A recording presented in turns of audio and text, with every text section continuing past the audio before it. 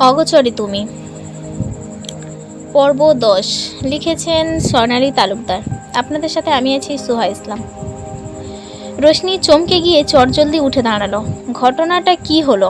কয়েক কদম সামনে গিয়ে উঁকি দিয়ে দেখার চেষ্টা করলো পানির মধ্যে কিছু পড়েছে কিনা। অন্যদিকে লেকের ধারে কয়েকজন ছোট ছোট বাচ্চা ফুল বিক্রি করছিল। মেহনুর ওদের সাথে গল্প করছিল, কিন্তু হঠাৎ করেই পানিতে এমন ধড়াম করে শব্দ হওয়াতে ওই চমকে উঠল। পিছনে তাকিয়ে দেখে রোশনি লেকের একদম কিনার ঘেঁষে দাঁড়িয়ে আছে। তৎক্ষণাৎ হন্যে হয়ে ছুটে আসলো মেহনুর। উতলা কণ্ঠে রোশনিকে বলল, ভাবি কি হয়েছে? রোশনি নিজেও আশ্চর্য হয়ে লেকের দিকে তাকিয়ে আছে। ওর সামনে ঘটনাটা ঘটল, কিন্তু খুনাক করেও টের পেল না। মেহনুরের প্রশ্নের প্রত্যুত্তর ও কিভাবে দেবে? রোশনির ভাবনার মধ্যেই পানির নিচ থেকে ভেসে ওঠে অর্ক আর রওনাফ। মেহনুর রোশনি দুজনেই চোখ কপালে। পর মুহূর্তেই রোশনি একটা দীর্ঘশ্বাস ফেলে মেহনুরকে ওখান থেকে নিয়ে চলে আসে। ওখানে কি হয়েছে? রোশনি বা ওকে কোথায় নিয়ে যাচ্ছে? এইসবের কিছুই মেহনুরের বোধগম্য হচ্ছে না। মেহনুর বিস্মিত কণ্ঠে জিজ্ঞেস করলো, ভাবি ওরা পানিতে কি করছে? আর তুমি ওখান থেকে আমাকে নিয়ে চলে আসলে কেন? এই প্রশ্নগুলো মেহনুরের মনে আসবে, এটাই স্বাভাবিক। ওর জায়গায় রোশনি থাকলেও হয়তো ওই একই প্রশ্নই করত। রোশনি একটা ক্ষুদ্র শ্বাস ফেলে বলল, অর্কের অগোচরে থাকা 15 বছরের পুরানো সত্যি জেনে ওর একটু ঝটকা লাগবে, এটাই স্বাভাবিক। তার মানে তুমি?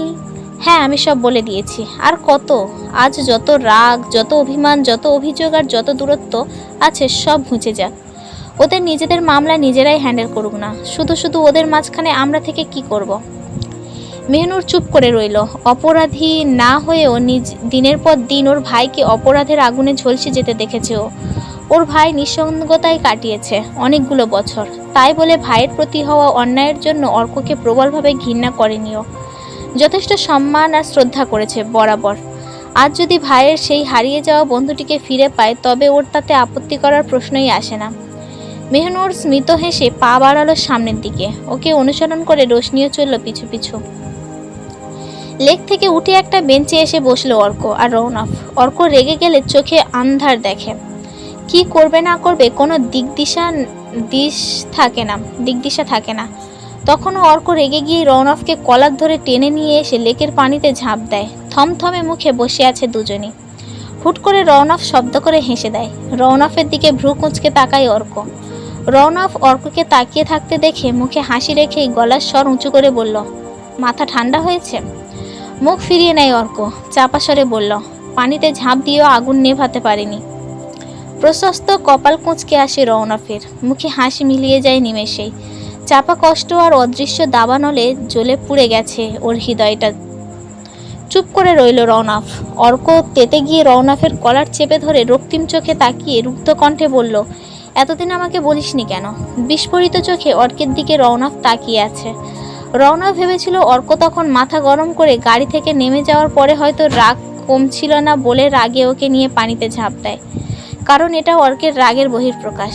ছোটবেলা থেকেই অর্ক রৌনকের উপর রেগে গেলে এই কাজটা করে। আজকেও রেগে গিয়েই করেছে, এটা তো শিওর, কিন্তু কারণটা ভিন্ন। বুঝতে পারছে রৌনক একটা শুকনো ঢোক গিলে আমতামতা করে বলল, মানে? অর্ক বাঁচ খায় গলায় বলল, তোকে এত মহান হতে কে বলেছিল? আমি বলেছিলাম? অর্কের প্রশ্নের প্রত্যুত্তরে রৌনক নির্বাক। বুঝতে পারছে অর্ক সব জেনে গেছে, তবে ওকে কে জানিয়েছে? মেহনুর আর রোশনি ছাড়া তো এই সত্য আর কেউ জানে না। তবে কি রোশনি বলেছে? রৌনকের কড়া ছেড়ে দিয়ে বুকের সাথে শক্ত করে জড়িয়ে ধরল অর্ক। রৌনক থমকে গেছে। মস্তিষ্কের নিউরনগুলো বোধহয় কাজ করা বন্ধ করে দিয়েছে। তবে হৃৎপিণ্ডটা খুব দ্রুত লাফাচ্ছে। বুকের ভিতর চিনচিনে ব্যথা করছে। চোখ দুটো নিমেষেই ঘোলাটে হয়ে এসেছে। কাঁপা কাঁপা হাতটা রাখলো অর্কের পিঠের উপর। অর্কের পরানটা যেন হু হু করে উঠে। চোখ থেকে কয়েক ফোঁটা জল গড়িয়ে পড়ে রৌনকের পিঠের মধ্যে। অর্ক ভাঙা ভাঙা গলায় বলল, আমাকে সবটা বলিসনি কেন? রৌনক অর্ককে সোজা করে দাঁড় করিয়ে চোখ মুছে দিয়ে শান্ত কণ্ঠে বলল, তখন বললেও কি তুই বিশ্বাস করতি? তুই যেটা দেখেছিস শুনেছিস সেটাই বিশ্বাস করেছিস। অবিশ্বাসের ঘাটা আর বাড়াতে চাইনি, তাই আর বলিনি। অর্ক তাচ্ছিল্যের সুরে বলল, অবিশ্বাস? ঠিকই বলেছিস। ওই দিন যদি তোর কথা শুনতাম, তোকে বিশ্বাস করতাম, তাহলে জীবনের 15টা বছর এতটা বেরঙিন হতো না, এত বিষাদের কারণ হতো না, জীবনটা আরও রঙিন, আরও প্রাণবন্ত হতো। রওনক একটা তপ্ত নিঃশ্বাস ফেলে ধীর কণ্ঠে বলল, দূরত্বর যে এত জ্বালা, আগে জানলে মাটি কামড়ে তোর কাছেই পড়ে থাকতাম, হতাম একটু বেহায়া, তাতে কি, অন্তত চোখের দেখাটা তো দেখতে পারতাম। রওনক ওই ঘৃণ্য দিনগুলোকে আর মনে রাখতে চায় না, নতুনভাবে নতুন রূপে আবার ওদের সোনালি দিনগুলোতে ফিরে যেতে চায়। অর্ককে এই টপিক থেকে বের করে আনতে বলল, যা হয়েছে হয়ে গেছে, তখন বয়স কম ছিল, আবেগ ছিল বেশি, ভুলে যা সব। ক্ষুদ্র একটা নিঃশ্বাস ফেলে অর্কের দিকে কৌতূহলী চোখে তাকিয়ে বলল, এখন বলতো রোশনিকে তোর কেমন লাগলো? অর্ক একগাল হেসে বলল, খুব লক্ষ্মী একটা মেয়ে, খুব ভালোবাসে তোকে, তোকে খুব ভালো বোঝেও। আচ্ছা, তুই ওকে কোথায় পেলি রে?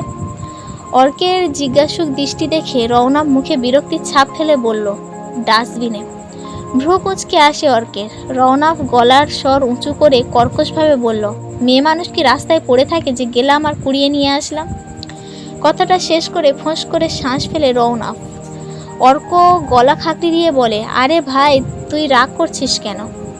তো কি করব, তুই এমনভাবে বললি যে মনে হয় আমি বোধহয় ওকে কুড়িয়েই পেয়েছি। রওনক মুখ ফুলিয়ে বলে কথাটা। অর্ক ফিক করে হেসে দেয়। রওনক রাগি চোখে তাকাতেই হাসি থামিয়ে একটু সিরিয়াস মুখ করে বলল, ভাবির সাথে তোর পরিচয় হয় কিভাবে? এবার সন্তুষ্ট রওনক অর্কের কথার ভঙ্গি দেখে মুচকি হাসি দিয়ে একটা দীর্ঘশ্বাস ফেলে বলল, কানাডায় রোশনিদের বাড়ির অপোজিট বাড়িটায় আমরা থাকতাম। ওর বাবা মা অনেক আগেই কানাডায় সিটিজেনশিপ পেয়েছে। আমার হবু শ্বশুর ওখানকার একটা ট্যুরিজম ম্যানেজমেন্ট রিসোর্টের মালিক, আর শাশুড়ি হাউসওয়াইফ। তাদের 2 সন্তানের মধ্যে রোশনিই বড়, আর ওর ছোট এক ভাই আছে। ও মেহনুরের সাথেই পড়ে। দুজনের বাসা সামনাসামনি হওয়া সত্ত্বেও আমি রোশনিকে কখনো দেখিনি। ইনফ্যাক্ট জানতামও না আমার বাসার সামনে কোনো অপ্সরা বাস করে। পড়াশোনা শেষ করে আমি যে কোম্পানিতে জয়েন করি, রোশনিও ওই কোম্পানিতেই জব করত। তখনই প্রথম পরিচয় হয়, কিন্তু কলিগ হিসেবেই। কথায় কথায় জানতে পারি আমাদের দুজনেরই বাসা একই এরিয়াতে। একদিন ওকে ড্রপ করতে গিয়ে আমি সবচেয়ে আশ্চর্য হলাম। খুব ভালো বন্ধুত্ব হয়ে যায় দুজনের। আস্তে আস্তে ওর সাথে ঘনিষ্ঠতা বাড়তে থাকে। অফিসে একসাথে যেতাম আসতাম, মাঝে মাঝে গাড়ি নিয়ে বেরিয়ে যেতাম দূরে কোথাও। আবার মনে হতে থাকে আমি ধীরে ধীরে দুর্বল হয়ে পড়ছি ওর প্রতি। কিন্তু যার অতীতে ঘৃণ্য একটা ইতিহাস রয়েছে, মনের গহীনে লুকায়িত ঘা রয়েছে, সে নিশ্চয়ই চাইবে না নতুন করে আর কারো কোনো ঘা বাড়াতে। প্রেমের স্রোতের আবার গা ভাসাতে ভয় করত, তাই নিজেকে ওর থেকে দূরেই রাখতাম, ইগনোর করতাম প্রতিপদে। হাল ছাড়ার মেয়ে রোশনি না, মেহনুরের কাছ থেকে জেনে গিয়েছিল ওকে ইগনোর করার কারণ। আমাকে অবাক করে দিয়ে একদিন রোশনিই আমাকে প্রপোজ করে বসে। আমি ওকে ফিরিয়ে দিতে পারিনি, কারণ ততদিনে আমিও ওকে বড্ড ভালোবেসে ফেলেছিলাম। কিন্তু তার থেকে বেশি অবাক হয়েছিলাম এটা জেনে যে রোশনি আমাকে আগে থেকে চিনত, অনেক আগে থেকেই আমাকে ভালোবাসতো। আমার বাহিরের গম্ভীরতা, কঠোরতা দেখে ভয়ে কখনো সামনে আসেনি, আর নিজের মনের কথা বলেও নি। পরিশেষে ভয়কে জয় করে তাহাতে আমাকে আসক্ত করে তবেই ছেড়েছে। এক নাগাড়ে বিরামহীন কথাগুলি বলে শেষ করেছে রওনক।